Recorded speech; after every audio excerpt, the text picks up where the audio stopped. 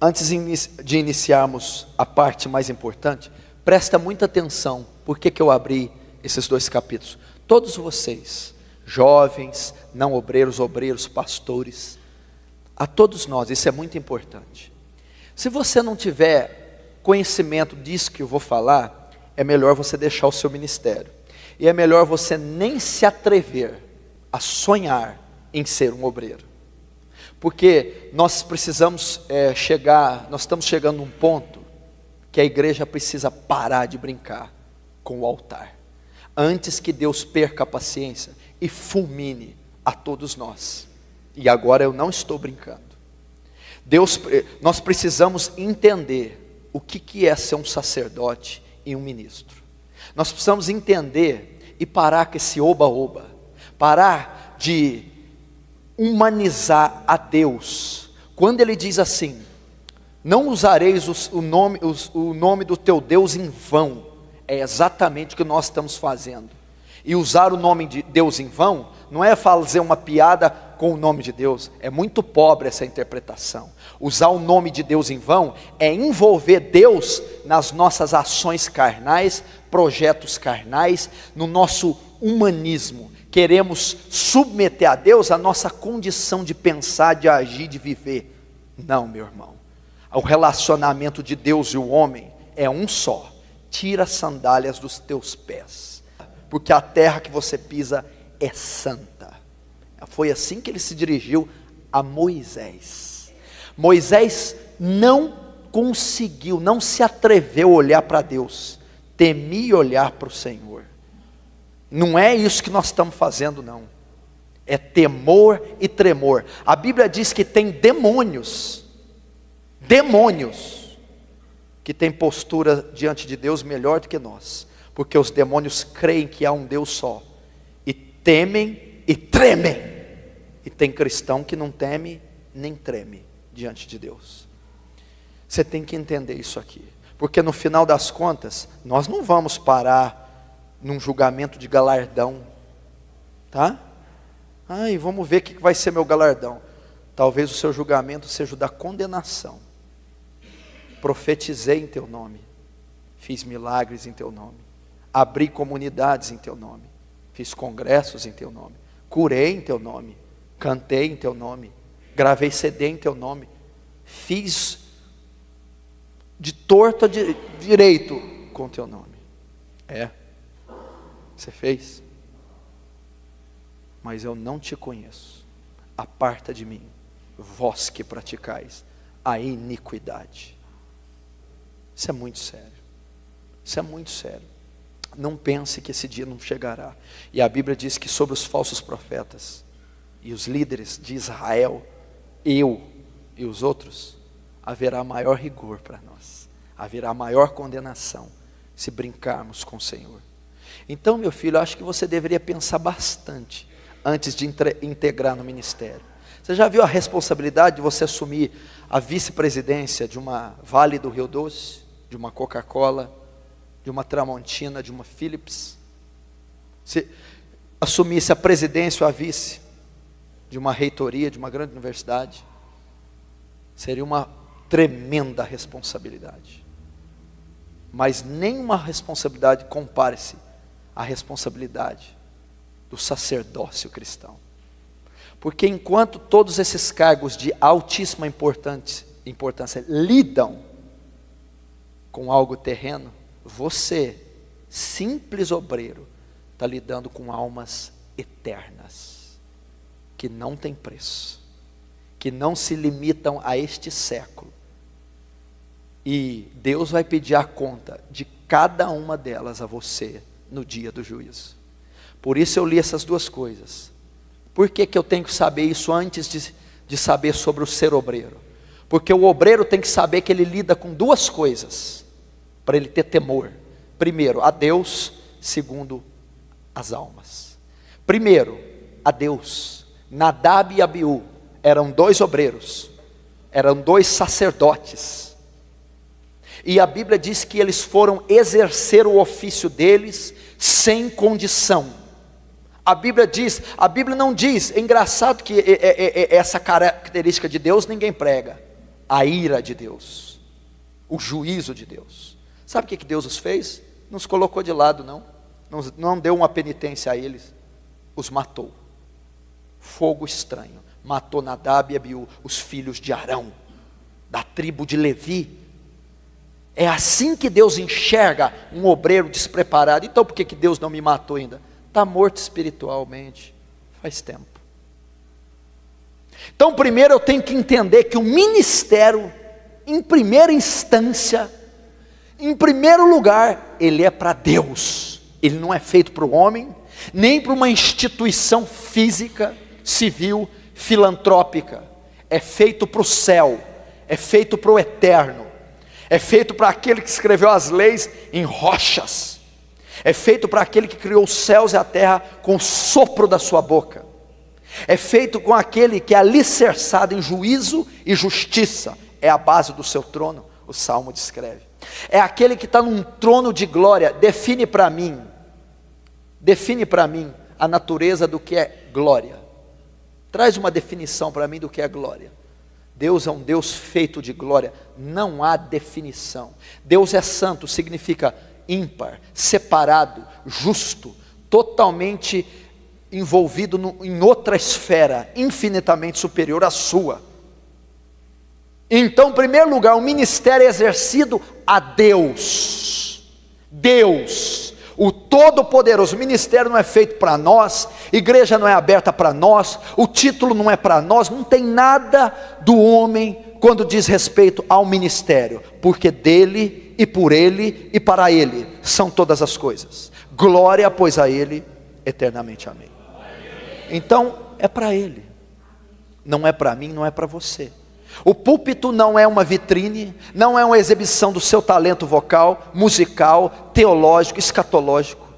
O púlpito é nada mais do que a referência de um altar, e você simplesmente é o sacrifício depositado nesse altar. Eu tenho que ter esse entendimento. Então é para ele. E quando eu sei que é para ele, já que eu exerço as minhas funções seculares com tamanha destreza, temor, pudor, reverência, que são feitas a homens, quanto mais exercer algo que é feito a Deus. Quando você se dirige a uma autoridade em Brasília, você não vai com qualquer roupa, senão você não é atendido. Você não usa qualquer vocabulário, senão você não é ouvido. Você não se pronuncia de qualquer maneira a uma autoridade, senão você imediatamente é despachado. Agora, por que com Deus você coloca qualquer roupa carnal, imunda? Por que com Deus você usa qualquer termo, ou não tem uma reverência para dirigir a palavra a ele? Daniel, quando dirigia a palavra, sabe o que ele dizia? A ti pertence a justiça, a nós a confusão de rosto. Não conseguia olhar para o céu. Agora você, obreiro, pastor, diácono, ou aquele que quer exercer o cargo, se não tem essa visão de Deus, não o sirva, não o sirva. Procure algo secular para fazer, contribui com a sociedade, com o governo, com a cidadania, mas com o céu não vai ter contribuição da sua parte. Moisés chegou lá escolhido, um homem que Deus tratava face a face. Você não está entendendo. Tira a sandália, você é uma criatura pecaminosa. Por mais que eu abunde em graça e misericórdia, você continua sendo o que é. Então essa é a relação. Então esses louvores falam, olha para mim, beija, me abraça. Isso é carnal, isso é antibíblico, antiteológico. Isso não existe. Isso não existe em hipótese alguma. Jamais vai existir e não há como refutar. Deus não olha para ninguém como olha para uma mulher. Olha para mim, me beija. Isso não existe. Me abraça, quero sentir seu cheiro, colocar seus sapatos. Que conversa é essa? Que conversa é essa? Moisés não colocou os sapatos dele, não beijou ele. Que conversa é essa? Então essa é a visão de um Deus terrível. Por que eu vou dizer do terrível? Porque o de graça e misericórdia você está cansado de ouvir. Deus é amor em 1 João. Só que em Salmo 7, você já leu que Deus é um Deus que se ira todos os dias? Você já leu no Salmo 7 que ele já desembanhou sua espada e se o ímpio não se converter, ele vai matá-lo? Você já ouviu dizer que quem manda para o inferno não é Satanás? Não temeis quem mata o corpo. Antes vou dizer a quem devais temer, temei antes aquele que tem poder de fazer a alma perecer no inferno. É Deus que envia o inferno. Você acha que o diabo vai mandar no inferno?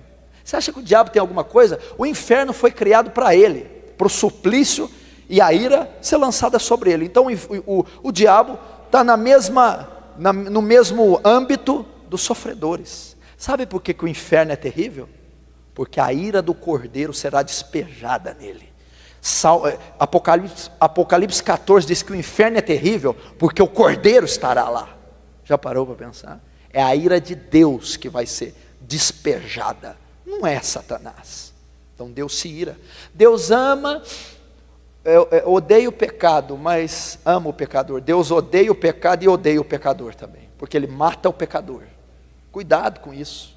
Isso aí é interpretação neopentecostal, contemporânea, triunfalista. Nós devemos entender a mente de Deus. Nós estamos no tempo da graça, Deus não age daquele jeito mais, porque lá em Números, com a murmuração do povo, o que Deus fez? Abriu a terra e engoliu 250 israelitas vivos, Datã, Corá e Abirão, mandou. Deus matou com um anjo só 180 mil dos exércitos da Síria. Deus aterrorizava. O Deus da graça não faz isso. Ele não faz não. O Deus da graça, eu vou te dizer que ele é pior do que o da lei. Porque o Deus da lei fala que se você adulterasse, morria a pedrada. Olha que Deus terrível. Agora o Deus da graça diz que se você só olhar, já adulterou. Qual que é pior? O outro para morrer tinha que pegar na cama. Não, o da graça, só olhar. E aí? O da lei diz que se você matasse, teria que morrer, olho por olho, dente por dente. O da graça não. Diz que se você aborrecer um irmão, já é homicida. Qual que é pior? Então acho que você não entendeu sobre o Deus da graça e o Deus da lei. Porque se você tem uma barreira com um irmão que está aqui, você é homicida. E sabemos que nem homicida tem parte nele, a vida eterna. Esse é o Deus a qual você vai servir se você se integrar ao ministério. Ou é o Deus que você está servindo? Cuidado. Segundo, se eu dizer ao pecador que ele vai morrer, suas ovelhas, seus liderados, que você cuida a uma congregação, uma rede. Ímpios, pessoas. E tu sabendo disso não adverte, ele morrerá pelo pecado dele. Mas o sangue dele, da tua mão requererei. O que eu aprendo aqui, antes de ser um obreiro? Primeiro, temor a um Deus terrível. De amor, sim. De misericórdia, de graça, sim. Mas de justiça e juízo. Segundo, eu estou trabalhando, não é com porcos, galinhas, automóveis, televisores, terrenos, condomínios. Eu estou trabalhando com criaturas eternas. Você já parou para pensar que você é um ser eterno? Você já parou para pensar que as pessoas que estão passando ali na rua, que eu vi agora, são eternas? Que os africanos são eternos, indianos são eternos, que todo ser desde Adão é eterno? O que significa? Você só tem um corpo mortal. A sua alma jamais se desfará, é eterna. E as pessoas às quais você vai lidar são eternas, ok? Então quando você canta para almas eternas, prega para almas eternas, aconselha, discipula, visita, evangeliza, faz qualquer coisa, toca o instrumento, almas eternas. E dependendo do seu descuido com as tais, você não vai perder elas por um acidente de trânsito, por um infarto ou um derrame. Você perderá-las para o inferno. E elas estarão por culpa sua, não por 1 milhão de anos, não por 10 milhões, não por 100 milhões, não por 1 bilhão de anos, nem 1 trilhão, nem 1 zilhão. Elas estarão para toda eternidade. E o sangue delas cobrarei da sua mão. Então é muito sério o ministério. São almas eternas que nunca se desfarão. Então olha o cuidado que eu devo ter antes de exercer, ou se eu estou exercendo um ministério. Quantas que já passaram na nossa mão e já morreram? Quantas que já morreram sem Cristo? Quantas que se perderam por negligência, omissão, incompetência e responsabilidade nossa, e se morrerem nesse instante que estão lá servindo ao mundo e ao inferno, nós seremos os culpados.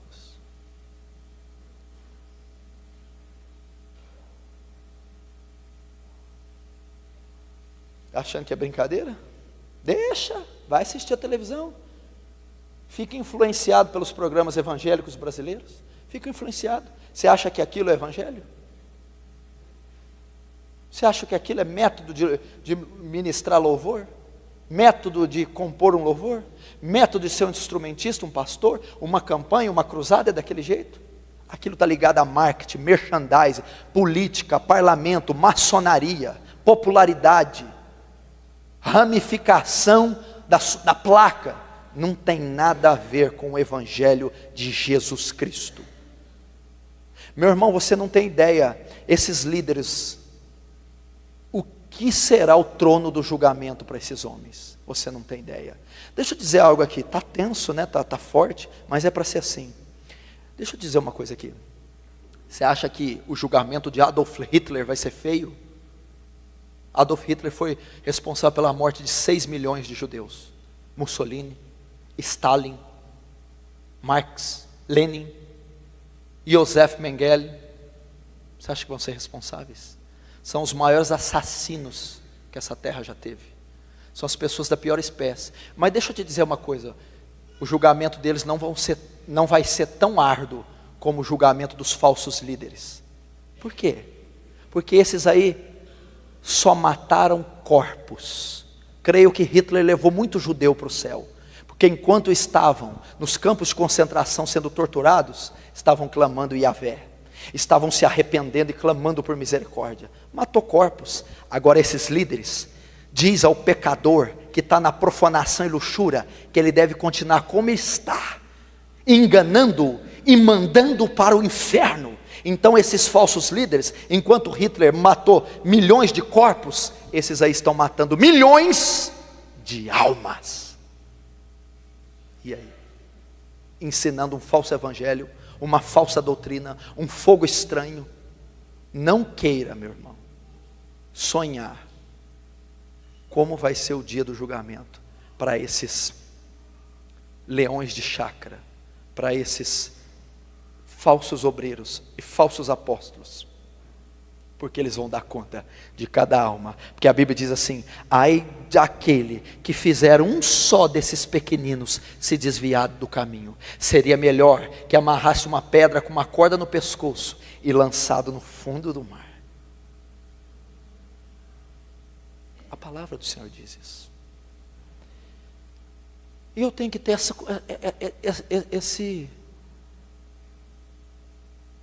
esse conhecimento do que é um ministério. Antes de subir num púlpito, como é que está a minha vida? Quanto tempo você passou em oração para cantar? Para pregar? Para aconselhar? Quanto da Bíblia você estudou para ter princípio bíblico e não falar coisa da carne ou das ciências sociais? Como é que é? Passou a semana inteira vendo novela, TV, internet, paquerando, passando a mão. E depois foi louvar, ministrar, pregar, cantar. É o ministério de Nadab e Abiú. É o ministério de Nadab e Abiú. Olha a responsabilidade. E nós não podemos ser demais maduros para dizer: isso aí eu tenho ouvido desde que nasci. Talvez nunca ouviu desde que nasceu. Nós temos que ser inocentes, sinceros e puros como crianças. Porque eu tenho pregado o Brasil todo, tenho vivido um evangelho na medida do possível, verdadeiro. Mas toda vez que eu sou advertido pela palavra ou por um homem de Deus, eu me curvo e me dobro e reconheço a minha falha, seja quem for. Aí está a nobreza de um homem de Deus. Não está em dizer que sabe tudo, e sim de reconhecer quando não sabe, quando não tem condição, quando está em falta com Deus. Quando diz, tenho que rever minha vida, porque o meu ministério até hoje pode ter sido feno, palha, restolho, vai queimar pelo fogo, não é pedra preciosa, não é ouro, está edificado sobre a areia. Porque não adianta você ter quantidade e você não ter qualidade. Então é preferível ter uma igreja com 1000, só com 1 salvo, ou uma igreja com 10 e 10 salvos? No final das contas, a igreja de 10 prevaleceu sobre a de 1000, porque tinha um pastorzinho humilde, apto, na frente dos 10. É isso que é importante. Quem te disse que Deus está ligado a números? Quem te disse que Deus está ligado a números? A Bíblia diz assim, escuta esse versículo: ainda que Israel seja como a areia do mar, só o remanescente será salvo. Porfiai por entrar na porta estreita, porque são poucos os que vão passar por ela. Jesus já profetizou 2000 anos, nem que você quiser, você muda essa profecia, nem que você chamar uma construtora para largar a porta, para tentar passar mais gente, não vai passar. São poucos os que passarão por ela. Ele não está ligado a números. Pare com a numerolatria. Eu preciso crescer, eu preciso. E essa numerolatria tem acabado com a igreja brasileira, porque todo mundo quer crescer, e estão como um rolo compressor passando por cima dos princípios bíblicos e teológicos.